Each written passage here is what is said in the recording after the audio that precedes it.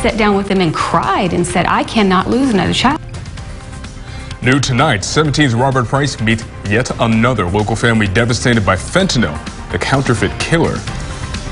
Good evening and thanks for joining us here for 17 News at 11. I'm Moses Small filling in tonight for Tammy Melchuk. This week, 17 News has been exploring the growing threat of fentanyl, a highly addictive and highly lethal pain medication that's been around for years, but more and more is showing up around the country in an even deadlier street version, including right here in Kern County, where it killed 125 people last year and is already the confirmed or suspected primary factor in 61 overdose deaths this year, putting Kern County on track for 150 fentanyl overdoses in 2021. 17's Robert Price has been exploring this growing danger, and today, in the fifth and final part of his series, Fentanyl, the Counterfeit Killer, he explains how illicit synthetic opioid fentanyl is showing up in virtually all street drugs, from meth to cocaine to Xanax, and users may not even know it. Fentanyl was a problem before the pandemic. They're selling death. Straight fentanyl. He was laying right there on the bed. Will they kill you? Sure. This should not have happened. You know, and it happened to me. And he was trying to do CPR on him. We see it more and more. She was a good kid, but she tried to self-medicate. There's nothing else you can do, and they said no. There's ways you can die. People who are dying from overdoses of fentanyl. I can't treat you once you're dead. Killing our children. We have to, as a community, figure this out.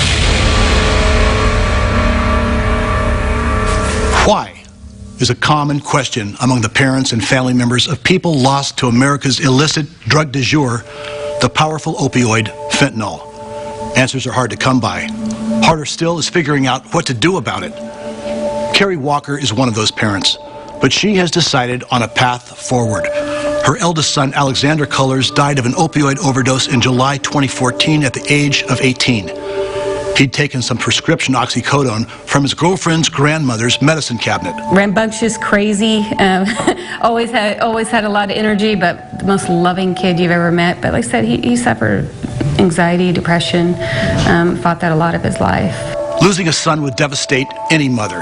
But then in April 2019, Walker's other son, Andrew Cullors, by then 18 himself, died of an overdose too. In his case, fentanyl. Counterfeit oxy. Losing one child to it, your fear of losing another child, I mean, it's just great.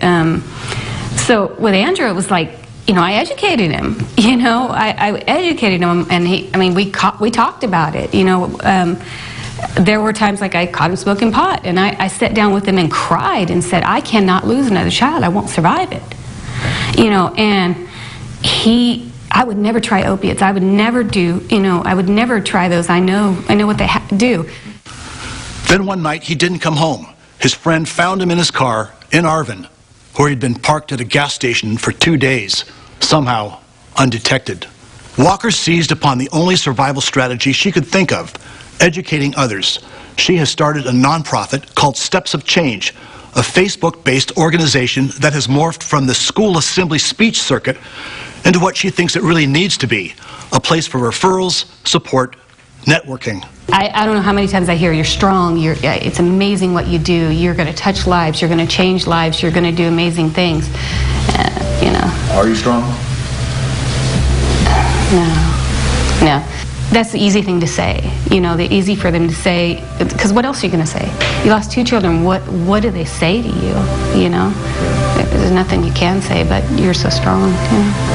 And I do what I do, anger, I mean, a lot of it, you know, there's different emotions in it, but a lot of it's anger. It's like, I mean, our children, it's killing our children. But she found strength in the strength of others like Louis Wright, a one-time heroin addict turned minister. He runs One Door Recovery, one of the very few, now perhaps the only, opioid detox centers in Bakersfield. And he's seeing something now in the rising threat of fentanyl he hasn't seen before. Fentanyl is showing up in everything, including non-opiates. A lot of the fentanyl that's coming in is coming in, you know, Asia, the cartel, you know, Mexico, and it's a lot cheaper for them to use fentanyl than it is to go through, you know, the opium, the harvesting, all the stuff that goes into it. It's pretty rare to find, you know, heroin today that's truly heroin. Since becoming a minister nearly a decade ago, Wright has presided over dozens of funerals, and only one of them, he said, one, was for a natural causes death. The rest have been drug-related. This is the problem that we're seeing. Methamphetamine, cocaine, will they kill you? Sure. Heroin today, I mean, it's going to kill you. It's like Russian roulette every time you use it. Thanks to the pervasive presence of fentanyl, the fear of instant death now applies to every drug on the street. Fentanyl's a really, really high. Inside a small downtown Bakersfield sandwich shop, I sat across the table from a drug addict, a user of crystal meth. That's a non-opioid stimulant. We used a special test strip to determine whether fentanyl was present in the dose he was preparing to inject. 2 red lines means no fentanyl detected. 1 red line means it's there. That says it is fentanyl. This addict said he would shoot up his full regular dose anyway. He would just, as advised, make sure he had a friend with him and a dose of the opioid overdose antidote, Narcan, close at hand. There's not enough Narcan to go around, common though it might be now. America will knock back this fentanyl crisis only with education and reasoned, thoughtful enforcement. The person who actually sells... John Hart of Bakersfield, who lost 2 nephews, Dylan and Cameron Hart, just 9 months apart last year, says legislation that increases penalties for street dealers is a big part of the answer.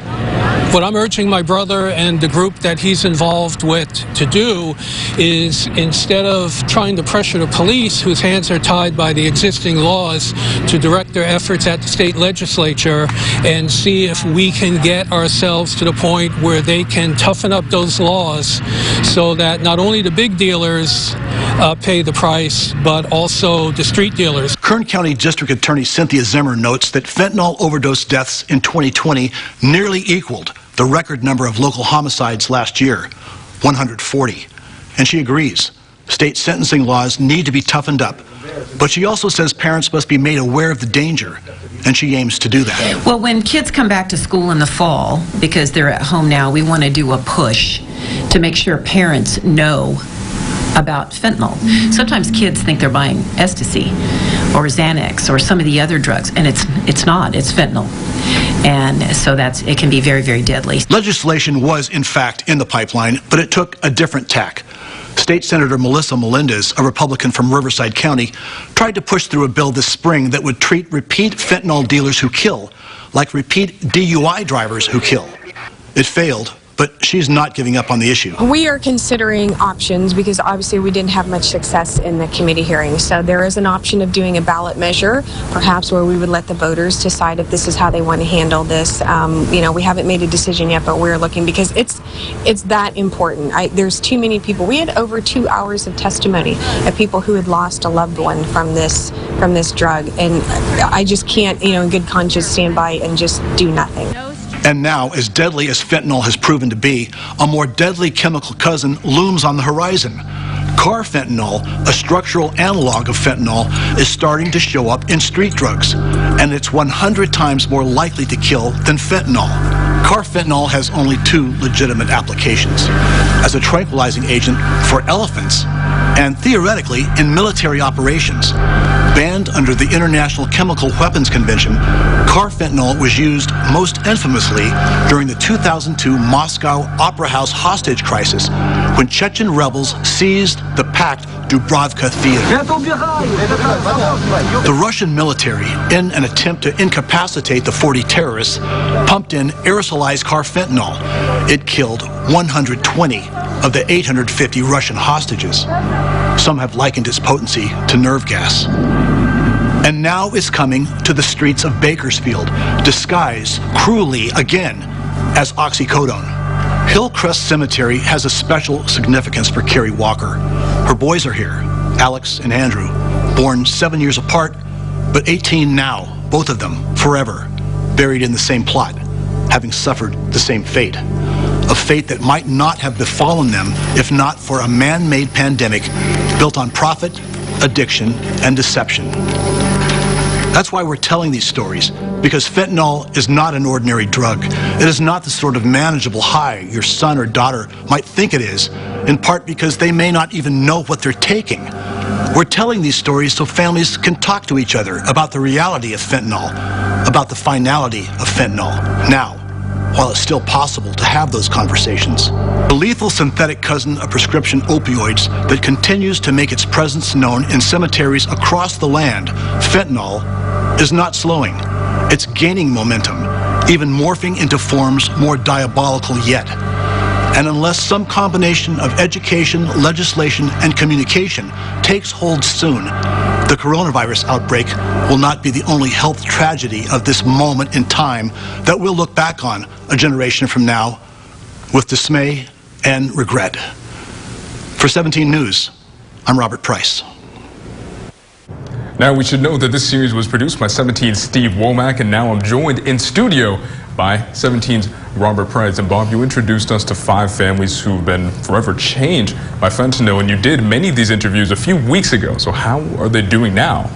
Well, they're doing well. I think they've benefited from this whole experience. I talked to Carrie Walker, who we just met just this afternoon, and you know, she's established her Steps of Change group. It started as a Facebook page. It still is, but she started to have people actually into her home, and most recently she's had up to 8 people, I think, in her living room.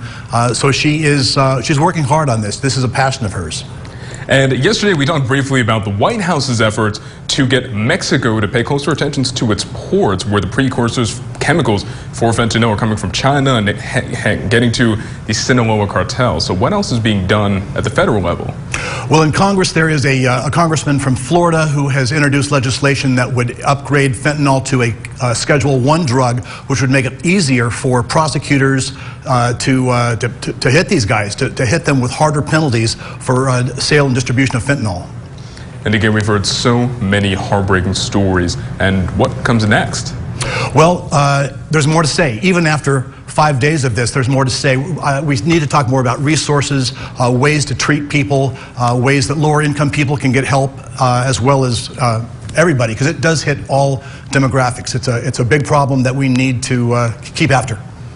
Absolutely. And Robert Price, thank you very much again for your work here in this extremely important conversation about fentanyl. So thank you very much. Thanks, Moses.